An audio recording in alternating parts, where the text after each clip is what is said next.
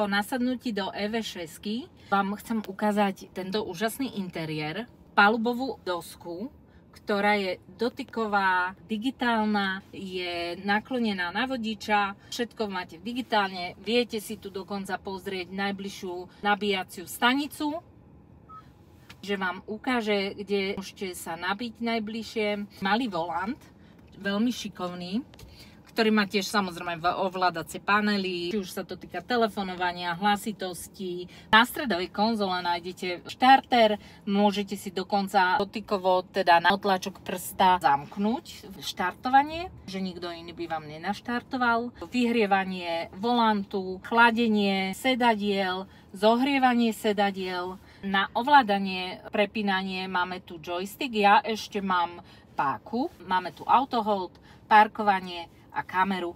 Dokonca máme dotykovú nabíjačku na telefón, priehradku na nápoje. Takže ukladací priestor je tu dostatočne veľký. Na spodnej časti máme veľký úložný priestor, kde sa nám dokonca aj fľaše zmestia. Je tam nabíjačka 12V, sú tam USB konektory, 2 dokonca. Sedadlá sú tvárované, držia vám dobre telo v zákrutách. Ako som spomínala, majú chladenie aj zohrievanie. Na ľavej strane nájdeme ďalší odkladací priestor na doklady. V dvierkach tiež môžeme uložiť fľašky pre spolujazdca. Interiér je tmavo bledý, taký praktický. Sedadlá sú v ekokoži, príjemné nasedenie.